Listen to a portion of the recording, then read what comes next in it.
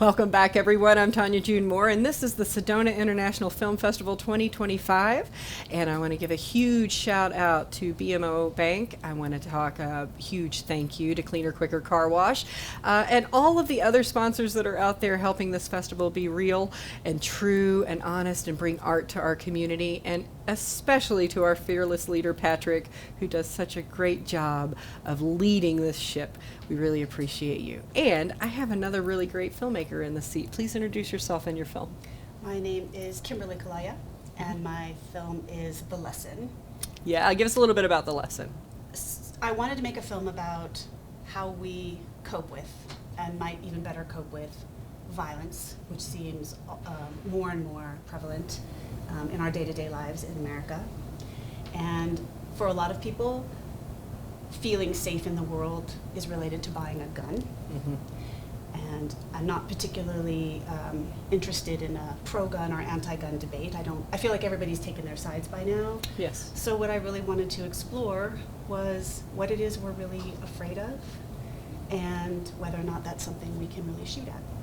Yes, and that comes through very clearly in this film. We have a trailer, so let's get everybody on board with us and roll the trailer.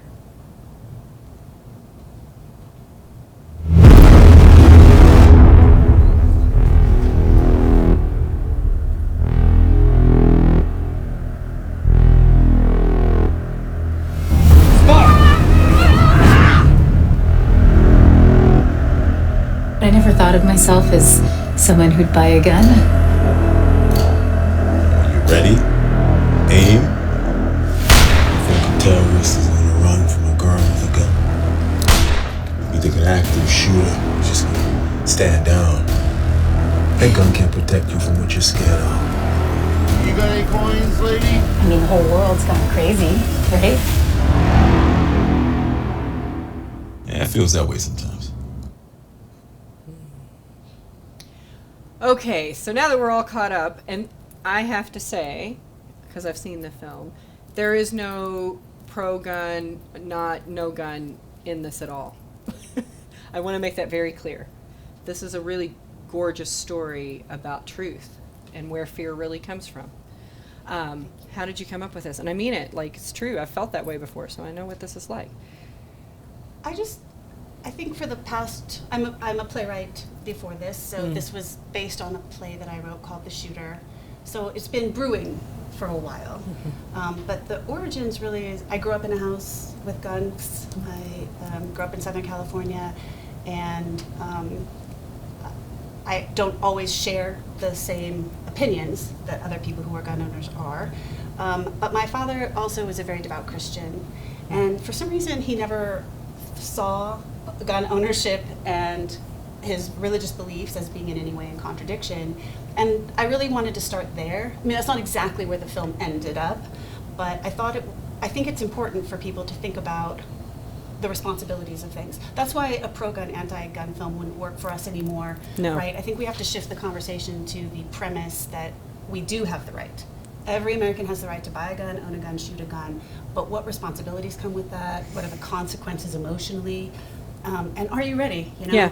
My dad always used to tell us, I think this was just to scare us from touching the guns, but never point a gun at anyone unless you intend to shoot. Absolutely. And never shoot unless you intend to kill, because it's very likely that it could happen. So this film just starts 1 degree earlier, which is when you buy the gun, what is the pact you're making with yourself about what you're ready to do, and are you ready to accept that responsibility? Yes. And there's this one, and I'm not giving anything away, there's this one little moment, and he just says, well, it was in my purse. Yeah. And I went, that's exactly right. And please watch for that moment if you haven't seen it yet. You have already screened here. Yes. How was it? It was really great. It's a serious film, and this was my first festival, it's my first film ever. Congratulations! So it was the first time seeing it on the big screen, and I noticed in the first, 2 minutes of film, the gun is taking up like 60% of the frame, and I'm thinking, right, so I've now told the audience it's not okay to laugh, this is a drama.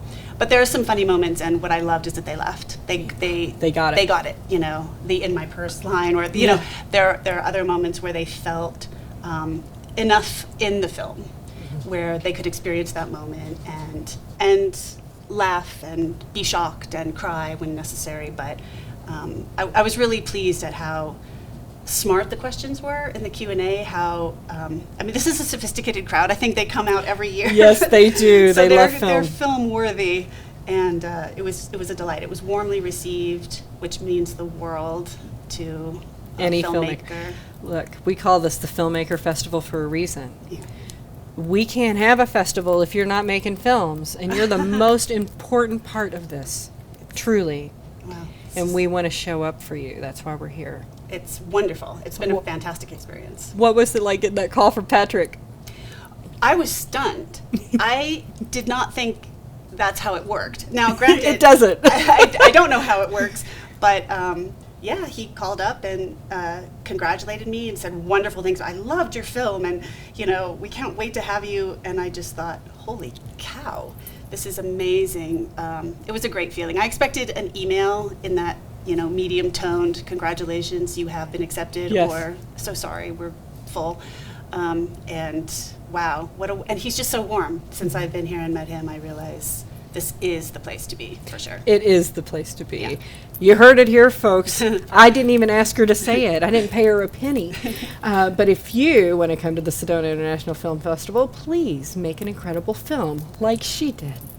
And if you'll stay tuned, I will be right back with another set of filmmakers. And if you want to follow everything that's going on at the festival this year, please use hashtag Sedona Film Fest, and you will see us all over social media. And we ask that you please share our content. People like her deserve to be heard and seen. That's what art is all about. And I'll catch you in a few minutes.